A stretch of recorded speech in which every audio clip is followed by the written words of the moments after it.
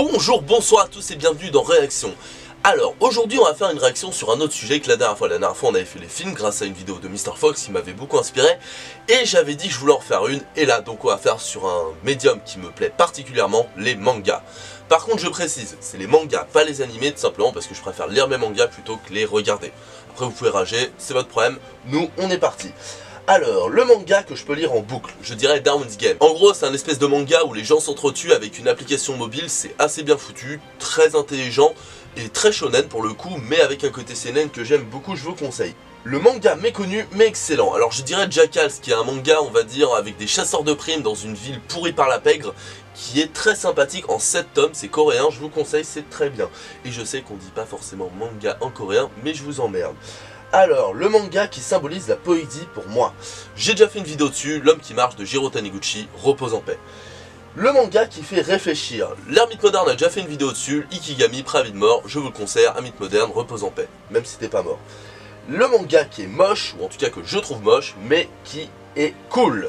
Je dirais Hunter x Hunter, qui a franchement des graphismes pas ouf, hein, on va pas se mentir, l'histoire est excellente, les personnages sont géniaux, mais graphiquement c'est laid.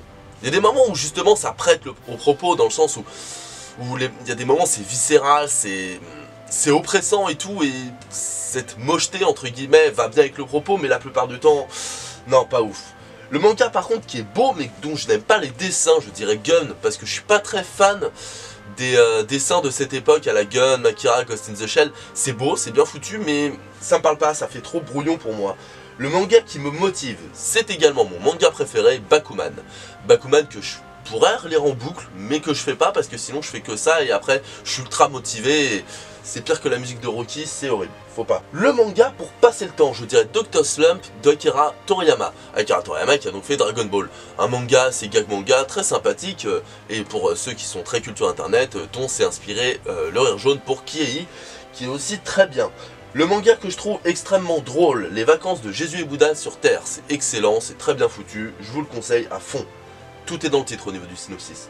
Alors, le manga qui me rappelle l'été, pour moi c'est très difficile parce que les mangas, je les lis pas forcément en été ou en hiver, mais je dirais Love Hina, par ce côté détente, mais à la fois, alors c'est con, hein, ça parle d'un mec qui veut rentrer à la fac, mais je sais pas, il y a un gros côté été dans Love Hina que, voilà, voilà. Le manga qui me rappelle l'hiver, eh ben je dirais Yu-Gi-Oh! Tout simplement parce que je me rappelle qu'un pote le lisait dans le train quand on allait en classe de neige en CM2. J'ai dit ah ça existe en manga Yu-Gi-Oh! Ouais, parce qu'à l'époque tu regardais les animés mais tu savais pas que ça existait en manga.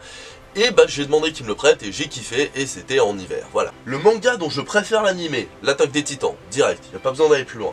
Le manga qui me frustre, ce serait Shaman King pour le fait qu'il n'y ait pas de fin et ça m'énerve au plus haut point. Tu vas me dire ouais mais il y a l'animé sauf que c'est pas la même fin et ça a été raccourci dans l'animé.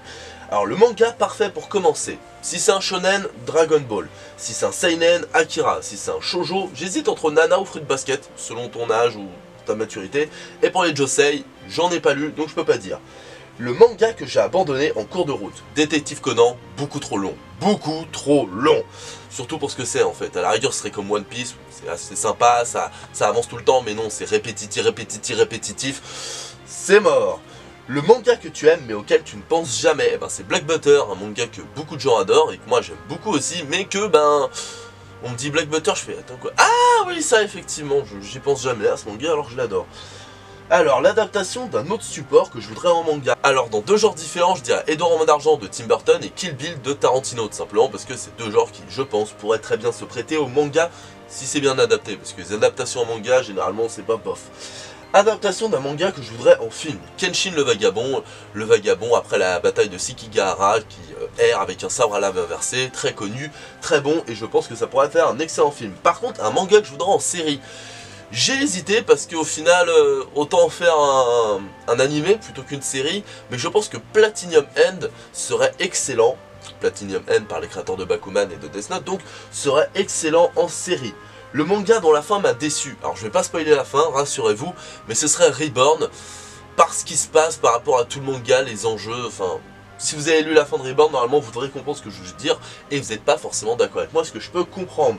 Le manga dont la fin rattrape l'œuvre, alors je dirais Mirai Nikki, dans le sens où... Mirai Nikki c'est sympa, c'est une espèce de Platinum End avant l'heure, où en gros il y a des gens qui doivent s'entretuer et le dernier deviendra le dieu, c'est sympa, mais c'est pas ouf. Et la fin, il y a un petit twist final qui est très sympathique, mais qui se foire à moitié en fait, ça qui est dommage, mais ça l'a rattrapé. Le moment indiquant la continuité d'un manga, l'après-pain de Naruto, clairement. Le manga que j'ai arrêté au premier tome, je dirais coq de combat dans le sens où c'est pas que c'est mauvais, mais j'ai commencé à lire, je me suis dit, ah, ça va être un petit manga de combat, tranquille. Après il y a eu un viol, tranquille, et puis un deuxième, tranquille, et puis j'ai fait, ouais bon, on verra plus tard.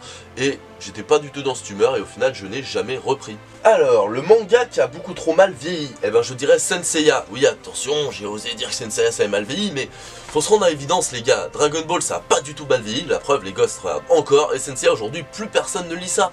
Pourquoi? Ben parce que monter des escaliers, ils sont super chiants, c'est que ça, démonter des escaliers. Tu vas me dire, ouais mais ça c'est que avec le grand peuple, gna gna gna. Non, non, c'est tout le temps, faut arrêter hein. Au début ils doivent niquer les 4 clones là, je sais pas quoi, les 4 chevaliers de noir avant d'arriver à Iki, ensuite les escaliers, ensuite ils doivent niquer des poteaux, ensuite... Au final c'est toujours la même chose, on va me dire dans Dragon Ball aussi, mais c'est fait d'une autre manière, là c'est vraiment que des... Je combat, j'avance, je combat, j'avance. Et au final, même dans le manga, j'ai le manga, hein, je l'ai juste là, ben... Le manga n'apporte pas un plus-value et n'apporte pas une véritable identification au personnage, un développement, quelque chose. Ça a très mal vieilli, et même les dessins ont, je suis désolé, très mal vieilli. Le manga culte que j'ai jamais lu, alors ce serait Hajime no Ippo, simplement parce que c'est beaucoup trop long, et qu'en animé, bah, ça a l'air excellent, mon frère m'a tanné avec ça. Mais en animé, ben c'est toujours pas fini, j'aime pas commencer un animé qui est pas fini, j'ai fait l'erreur avec l'attaque des titans et on ne m'y reprendra plus. Le manga a l'ambiance la plus malsaine, alors je dirais Idéote qui est un one shot avec en gros des gens qui sont paumés dans une grotte, qui est très angoissant, et sinon King's Game qui a vraiment un côté très viscéral, avec des personnages, par exemple Judge a un côté très dégueulasse, très viscéral, mais on n'a pas eu le temps de s'attacher réellement au personnage, alors que dans King's Game, on a eu totalement... En gros, dans King's Game, c'est un mec qui dit qu'il est le roi, et qui envoie tous les élèves de la classe des défis, et ceux qui ne le réalisent pas, ils meurent. Sauf que les défis, au début, c'est gentil, lâche la chaussette, manana, et après, c'est tue quelqu'un, ou baisse quelqu'un, tu vois, c'est assez glauque, on va dire.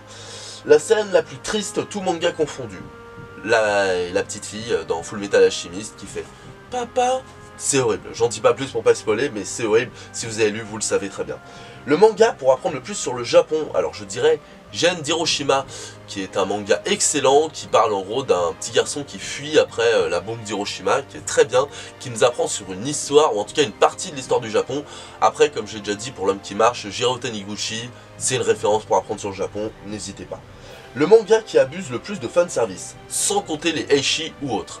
Alors je dirais Psychic Academy, qui est un seinen, bizarrement, alors que je trouve pas, qui est en gros, vous allez voir avec le CM6, ça fait totalement shonen. En gros c'est un mec qui a des pouvoirs, qui s'appelle Laura, qui va dans une académie, et auquel tu contrôles Laura, sauf qu'en fait il a pas beaucoup d'aura, enfin il croit ça, mais en fait il y en a de plus en plus, et il y a une fille qui est amoureuse de lui, il est amoureux d'elle, mais il y a une autre fille, et puis ils sont en phase, et...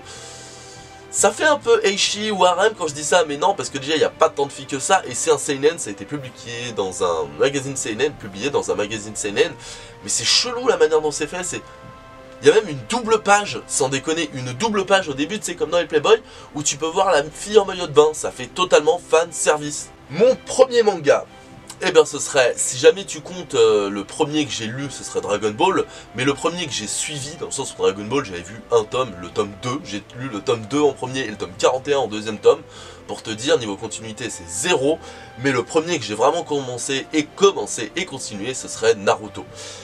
Et le manga qui me rend vraiment nostalgique, eh ben c'est Shaman King, dans le sens où c'est un manga qui est... je ferai sûrement une vidéo d'ailleurs dans pas longtemps sur Shaman King, pas la prochaine, mais prochainement en tout cas.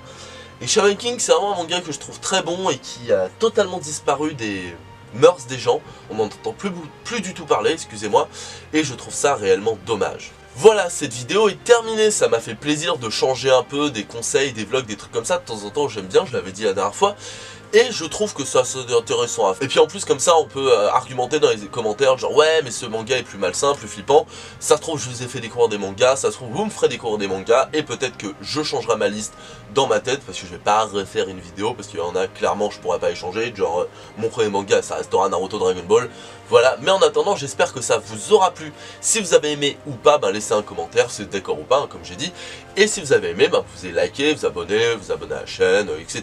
Partager, enfin toutes ces conneries. En attendant, passez une bonne journée, /soirée, insérer votre espace-temps.